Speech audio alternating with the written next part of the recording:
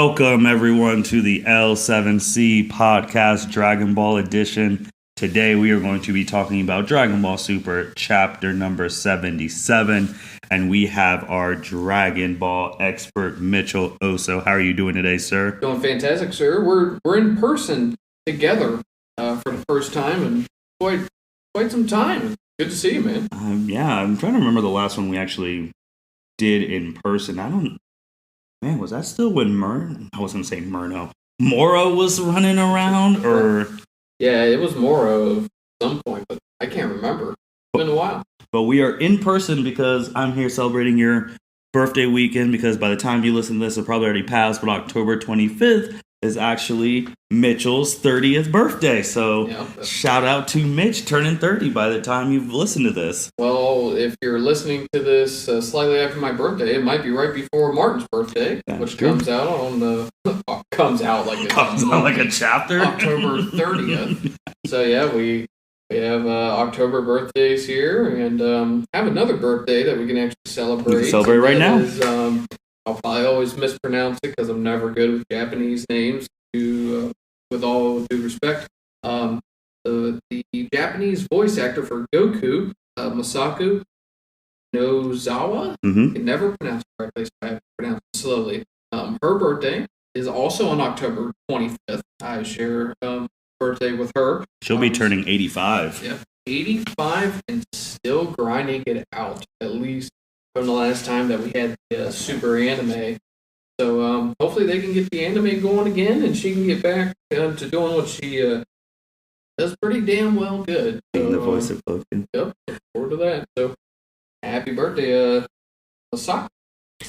So with the chapter 77, literally titled Bardock, the father of Goku, and I mean it's basically a retelling of how Bardock was the savior to Monedo and Granolah and his mom, and you see the whole flashback going through. Mitch, what did you think of this chapter? Like, what were some favorite moments for you in this? Like, it's basically just a flashback. Yeah, so I'm just going to briefly just go over just at least just a chapter. I don't think I have to go into specific details, kind of like what the other ones was. But the flashback starts. It's on planet Serial. You see the Ceruleans and the Namekians, because there are actually a decent amount of Namekians on this planet as well. You know, they're coexisting, they're working together, and it's just, everything's great. The full moon comes out one night, and the Saiyans invade, and, you know, they're just decimating the planet in their grade 8 forms. Frieza's henchmen are coming down to assist, and all the Namekians are getting gathered up, and they're getting destroyed. And Monedo is the only remaining Namekian, and the Grand Elder, the guru of this planet, I guess we call him, gives Monedo the last 2 remaining Dragon Balls, and says that, you know, you know what to do, blah blah blah. And so the Namekians are wiped out. The Ceruleans are not doing any better against the Namekians. They do figure out though that the moon is the reason why they're in their grade 8 forms. So one of their warriors destroys the moon and reverts all the Saiyans back to their humanoid forms. They do think that now they have a chance against the Saiyans, and they find out really quick from Nappa, actually, that they do not have a chance. And they get wiped out some more, and including that one that destroyed the moon, but it shows Bardock, you know, from the very first time that we ever saw Granolah in his dream about the Saiyan or the grade 8 that was about to poked his head through the hole in the roof of the church, and, you know, it was Bardock. We see what happens from that point on, and that is Bardock reverts to his human form, and Granolah's mom, she is shielding Granolah, and she shoots and blasts off part of Bardock's armor, and Bardock is just completely unfazed, obviously. And but before this happened, I did forget to mention that Granolah was not knocked unconscious. He just fell unconscious after he saw the great ape. Like just that fear that of the danger knocked him unconscious. That plays a part in what's coming up. I forgot to mention that. But after Granola's mom blasts off his armor, Bardock has a flashback to his wife, and this is a moment in which Goku is just born, and there's some dialogue between what was Goku's mom's name? Jin. Jin. Yeah, G-I-N-E. Genie or Jin. Jin. Yeah. I'd have to watch the Bardock or the Broly movie probably to get the verbiage on that. But they start talking about how Bardock needs to name Goku, gives them the name Kakarot. That Saiyans don't have any feelings, and blah blah blah. Well, that kind of actually resonates with Bardock that a mother and a son are there, so he spares the life of Granolah and Granola's mom.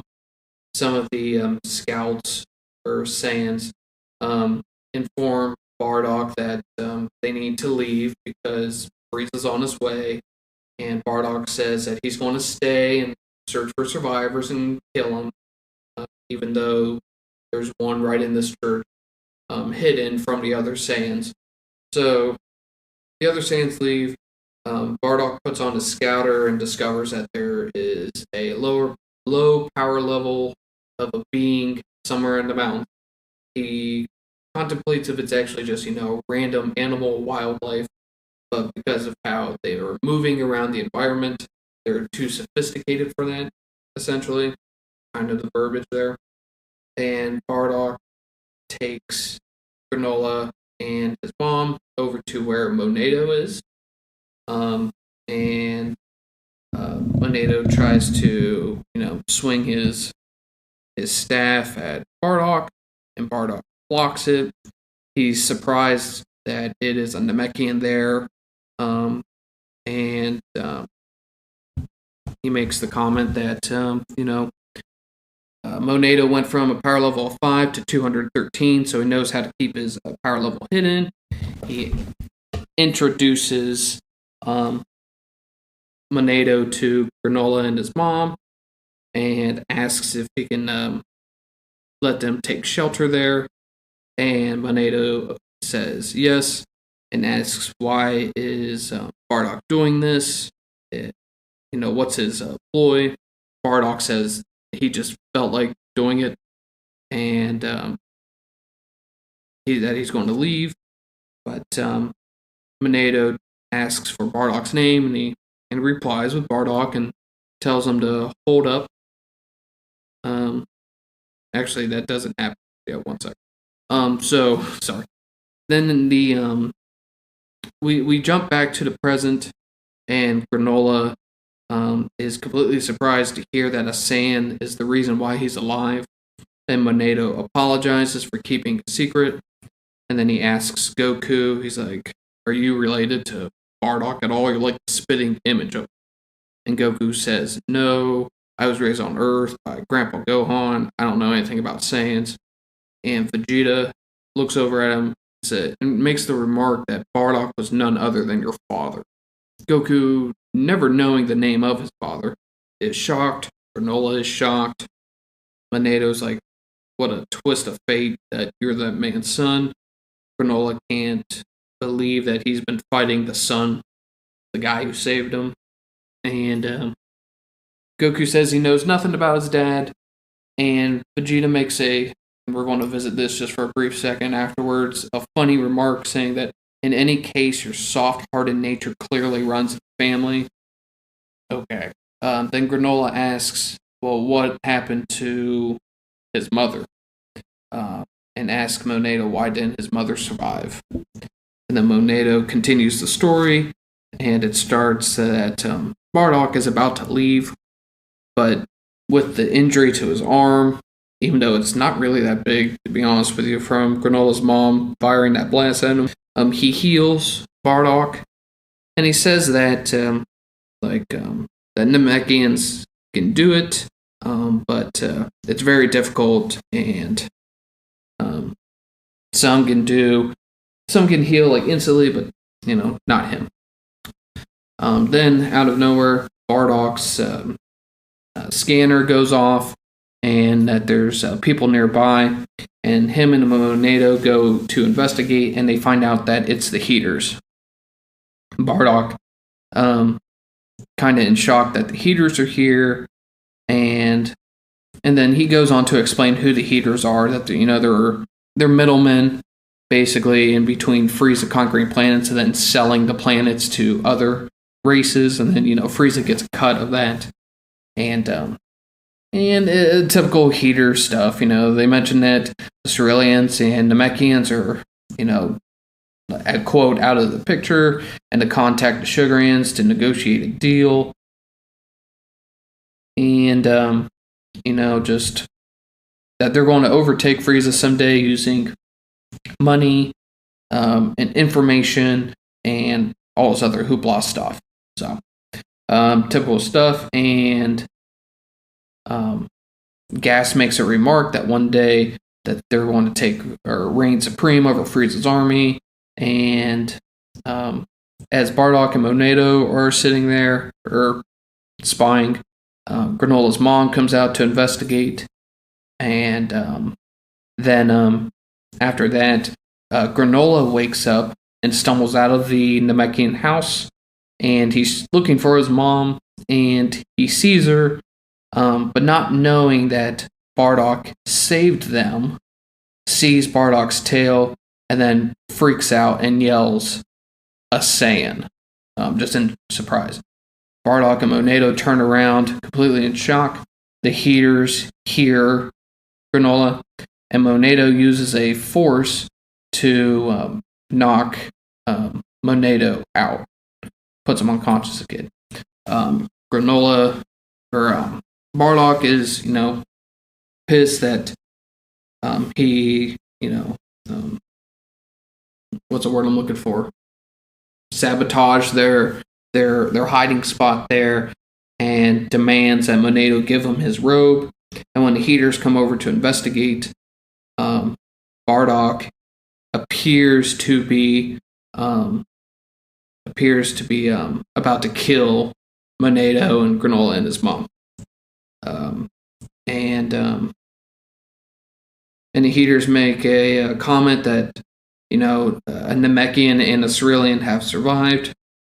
And then Alec asks Bardock, and who might you be? And Bardock states that he was just about the two survivors that he found. And Alec makes a remark that you must be one of Frieza's men, and then get on with it.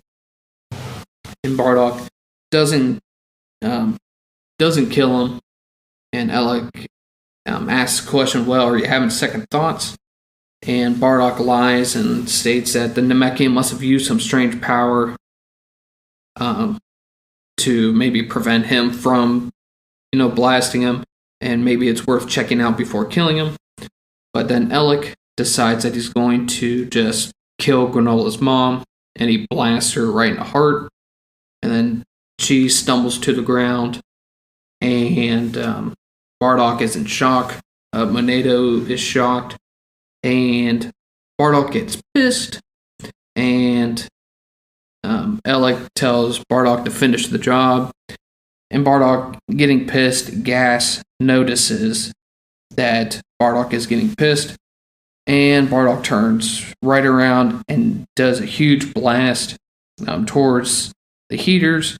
But Gas, the first action that we've seen of Gas, he zooms right in front of them, puts up a force field over everybody, and the blast occurs, and it's pretty large. And then after the smoke settles, the Heeters are fine, and we find out that Bardock and Monado, Granolah and Granolah's mom have disappeared, and they ditch out into the forest, and Monado makes the remark that he can't save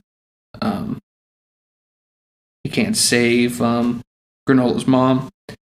and Bardock can't believe what he's gotten himself into, and he makes a remark that the Heeters are going to come look for them, and they do.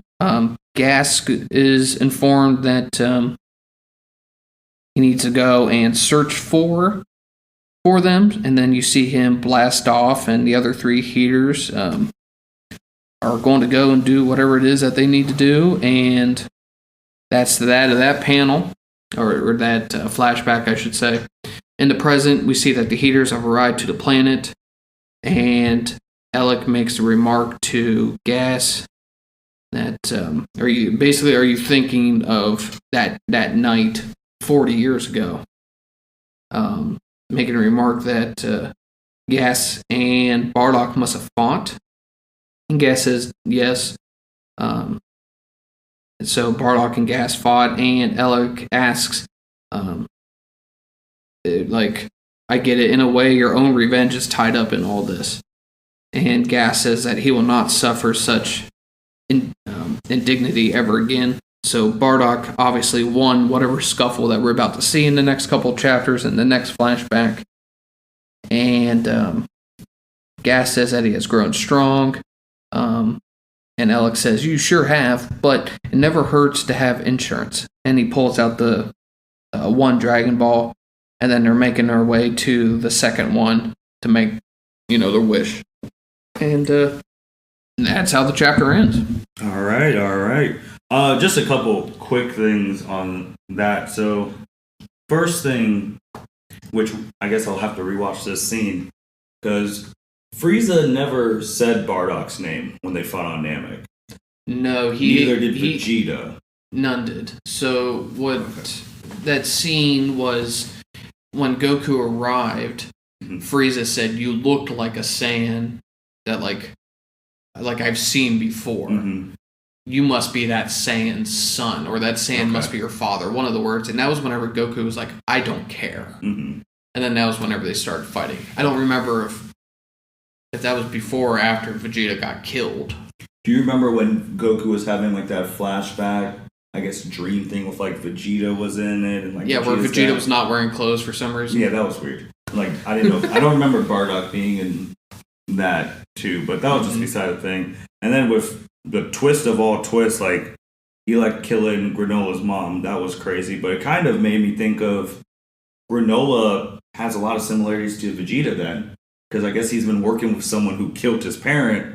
And well, I think Vegeta knew. But Vegeta knew that it wasn't a meteor that. Yeah. Or no, he suspected. He suspected, and then Zarbon was the one who told him. Mm-hmm. Or was it Dodoria when he? Which no, before. Who was Chui? Kui. Was it Kui or Pui? Because there's Pui. No, it was Chui because he was like purple backhead. Yeah, correct. Because he told him, was like, oh, it was Frieza. Like I suspected. Now you just confirmed it. So yeah, they have similarities in that too. That's. Yep, it's basically copy paste. Going back to what I was hoping for I was hoping that Granolah was like the Prince of the Ceruleans, and then we were going to have Prince Cerulean versus Prince of Saiyans, but we didn't get that. But like what you said though, it's they share very similar backstories. Just replace Frieza with Heeters and replace just Saiyans with Ceruleans in terms of race. And obviously then it looks like Bardock did not tell Frieza that they were going to get betrayed by Alec and them, because obviously they're still alive. Frieza would have killed them. Yeah. So it's, maybe Bardock didn't have the chance to tell Frieza. So because this happened right before Broly and Frieza blew it up. Yep. Because, Goku still had to have been a kid, and in this little tiny flashback, this happened right... he at least acknowledged that he had to give Goku his name. Mm-hmm. That's actually a good point. But no, this was a good flashback thing. It's really put Bardock in the forefront. Like, this dude was trending the whole while when his stuff came on. I know a lot of people, which I do too, really like the shot when it's just like Bardock standing. But it's just like, where the hell is it? When Bardock meets Granolah and his mom for the first time. A lot of people like that shot of... It's a pretty good still shot, just, showing just just Bardock and his sand armor. You know, it's pretty good drawing. I can't even get the word out. Torotaro. Yep. Yeah. Look pretty good. But it's interesting now because, like, I can't wait to see the next chapter. Like, Granola's going to be like, all this time I thought the Saiyans killed my mom and it was a dude I was working for. And if Vegeta says something like, I've been there. Frieza killed my dad. Frieza killed Kakarot's dad. Yep. And, like, this. And, like, but Moneto, dude, I think he's the... What? He could have told this from the start. Like, I don't know why he waited until all three of these people were about to die. And Yep. But now, with Gas first person he's probably going to fight now is Goku. Or will it be just Granolah? Well, he's talking about the revenge thing, so I'm like, if he sees a dude who looks like the dude who, that might have been Gas's only loss ever, and he sees that guy, he might be like, oh, I have to kill you, like sins of the father to the son. I think you're, and again, these are predictions, I think you are almost going to be right. I think what'll happen is whenever after, I assume the Heeters are going to make their wish, they're probably going to make Gas really strong, or they're going to do something. Gas is going to get the benefit of that wish. It's one wish, right? Or did they get two? One. I thought it was one. Just one. 2 Dragon Balls. Yeah, 2 Dragon Balls, one wish. But yeah, I think Gas is going to get a huge power up or some sort of moveset that's, sophisticated, whatnot. But they are then going to fly, them as a group, Granolah and Goku, all them, that crew. They're going to fly over to where the dragon is, right as the dragon disappears. Yeah. And then Gas is, like what you said, he's going to see Goku, and he's going to want to fight Goku first. My thing with that, I don't know when Elec said we're going to get the Saiyans, did they not see pictures of Goku and Vegeta? Wouldn't have Gas have known, like, back then that this dude looks like the guy who beat him? Or did they not know what they looked like? They just knew. But no, they looked at 73's data, didn't they? They did. So wouldn't they know pictures of what they look like? They should. Now, the only thing I can think of is maybe Gas doesn't know what Bardock looks like. He's only seen him under the cloak. Mm. So depending on what Bardock is dressed as in the next chapter or 2 chapters, whenever they do this flashback, whenever it occurs, maybe Gas has no idea. But what I was thinking was, I mean, you bringing it up actually kind of does change the narrative there for me. So, like, if he doesn't know what Goku looks like, and he's not going to want to rush at Goku, he could equally rush at any of the Saiyans. But I think what's going to happen is Granola's going to, Moneto's going to tell Granolah, yeah, Ella killed your mom, or the Heeters killed your mom. And then Granola's just going to get into a blind fit rage, because that's all he's ever been, is just blind fit rage. It's going to be worse now, because, like, you guys have lied to me for 40 years. 40 years. Yep. My thing, what if it's crazy? Because I know the main reason Frieza killed the Saiyans, the fear of the Super Saiyan legend and all that. But what if Elec told Frieza that the Saiyans were planning to betray him before Bardock could have told Frieza that it was Elec in them? And that's when Frieza's like, this Super Saiyan thing's already bugging me out, and you guys are planning to betray me? I gotta kill you all. That would be crazy. That would be actually pretty nice. That would be, as long as Frieza acknowledges that, like, the Saiyan, the Super Saiyan prophecy was always on his mind, and then Elec being the tipping point of that. But then doesn't that go against then Beerus? It does go against Beerus. Because Beerus said you can get rid of.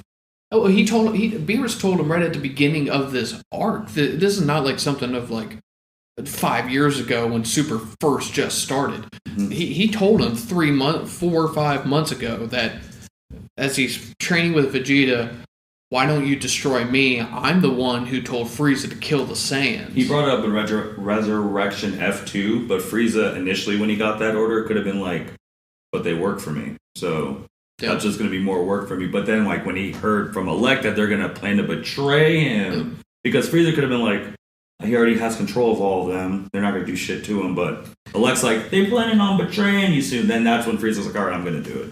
Well, that would be, as long as those three things are kind of all blended in together. That would be then nothing gets retconned, nothing gets contradictory there, and it's good. And Frieza's just like, okay, Super Saiyan, I don't believe it, but it's bugging me. And then he's like, Beerus told me to do it. I don't really want to. They're doing all the work for me. And then it's like Alec is like, his main business partner's like, hey, Saiyans are trying to betray you by trying to kill me. You're next. And then he's like, okay, three strikes. I gotta get rid of them. Yeah, that might be, and that would, Toriyama and Toritaro, that'd be mind freaking blown there. I guess next month, but you brought up Frieza, man. There's only 2 more months left in the year. Still no Frieza. No Frieza. No Frieza. I don't think we're going to get Frieza this year. Now the question is do we get him by March? I mean, 5 chapters. Do you think you'd see Frieza? I think so, because now we're getting to the point where Goku's team is going to meet up with the Heater team, and sooner they're going to have that confrontation. But I don't know how effective they're going to be, because there's only one Sensu being left. Unless Monado has improved his healing abilities from when Bardock was around to heal them all, they're going to get killed. I think Monado's getting killed. Oh, he's dead. Granolah might kill him in a fit of rage, like you've lied to me my entire life type thing. Yeah. And then, they're going to have to use the Earth Dragon Balls to, bring certain people back. Do they bring back any of the Ceruleans? Do they bring back Granolah's mom? That's interesting, because... But they don't bring back Bardock. Yeah, because I feel like at that point...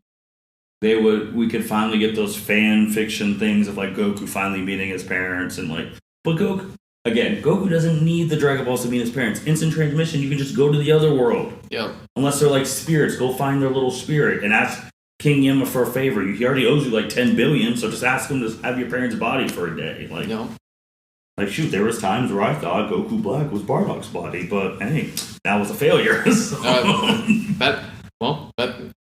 I got it wrong too. I thought Black was, Future Trunks is Goku's dead body, just possessed by demons. Yeah, that all died. I went to Goten round. I went to Tuffle. Tuffle was my favorite, but neither here or there. And we need some. I just want to know how Frieza is going to what's Frieza going to do, because I imagine Gas is going to have to be stronger than all these guys, so Frieza's not going to do a damn thing. But then on the flip side. On the flip side, I look back at, these flashbacks. I'm like, how, Bardock isn't that strong. Back then we're talking about, are they going to retcon it and Bardock's going to go false Super Saiyan? Like that Bardock versus Frieza's ancestor thing? Are they going to retcon that and make that canon? They're going to make Bardock the connector of all things, like this is Xenoverse 2?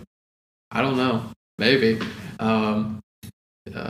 Is Bardock going to... Are we going to see Chilled? Are we going to see a flashback of Chilled? Maybe. Shoot.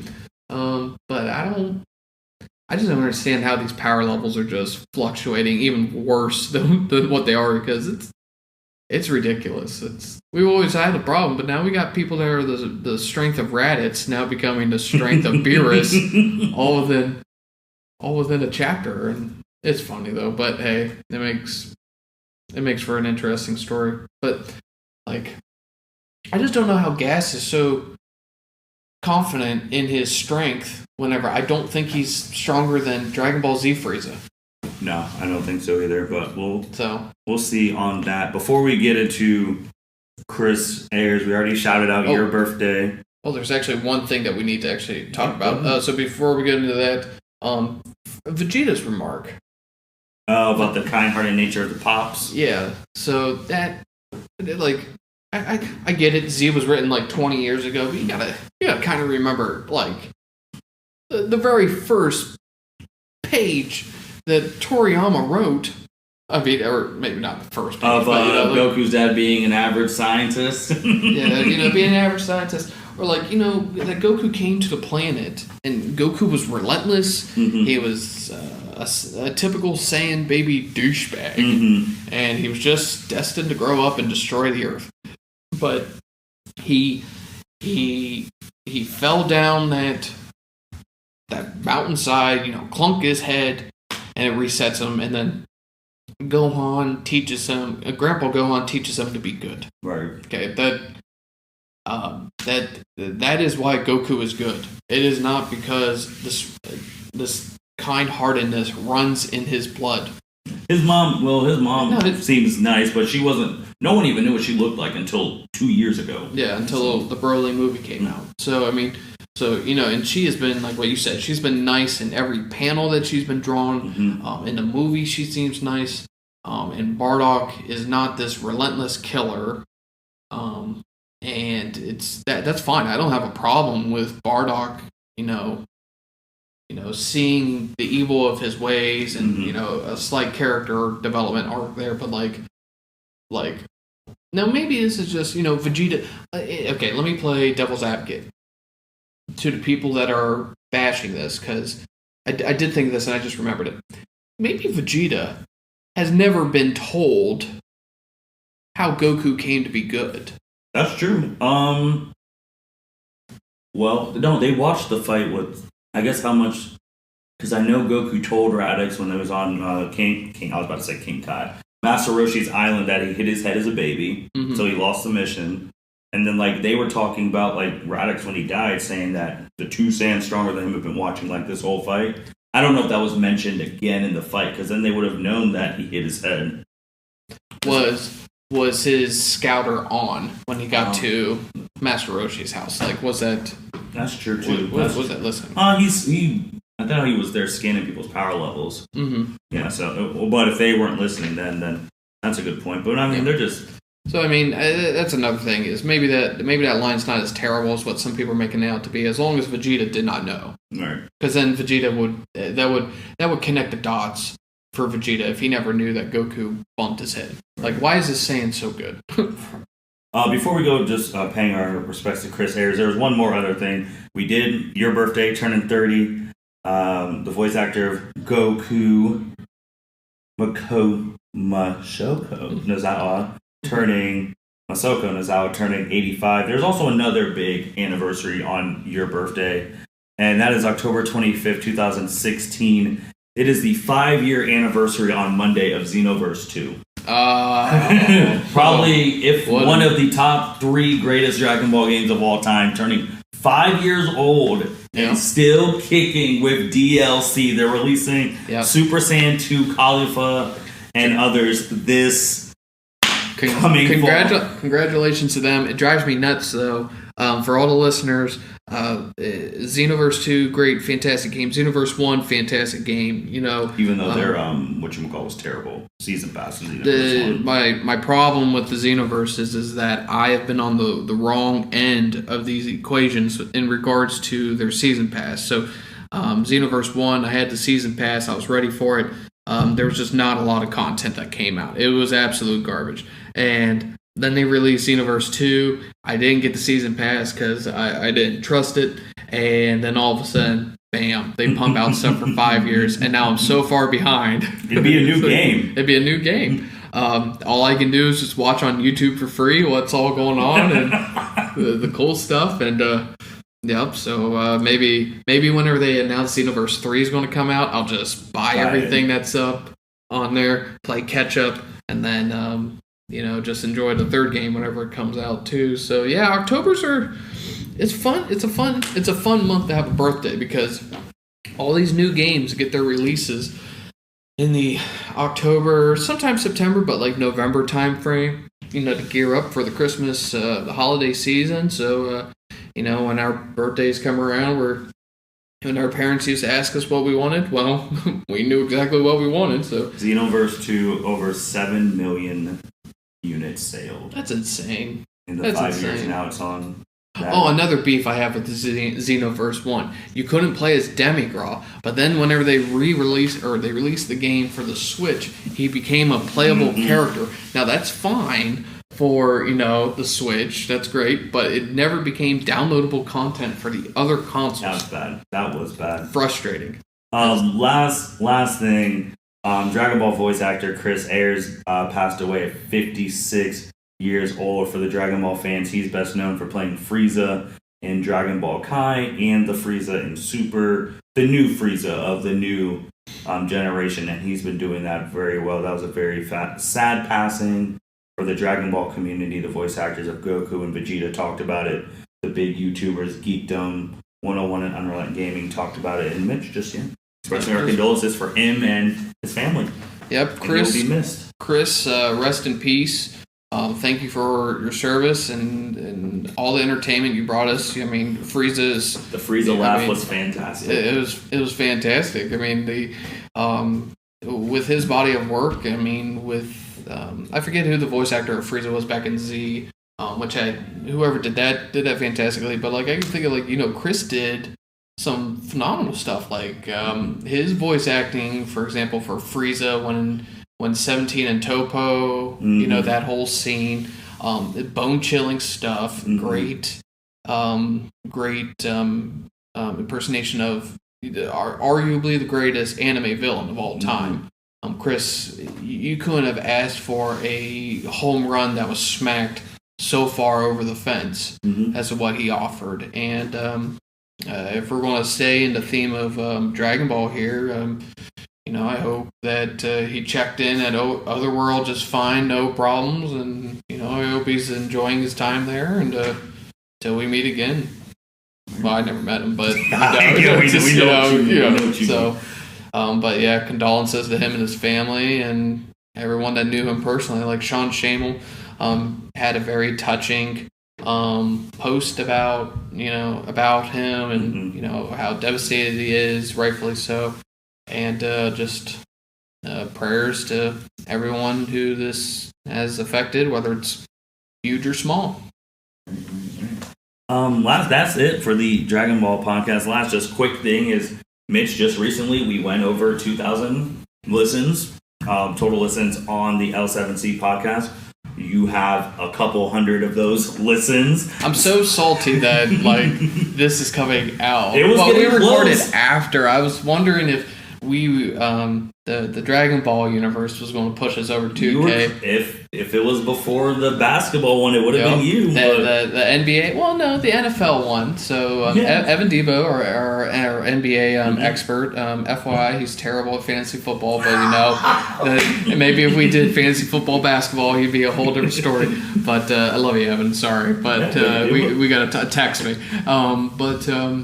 He pushed us through to the 2K, but thanks for everybody else who's contributed to this podcast and everyone that's supported.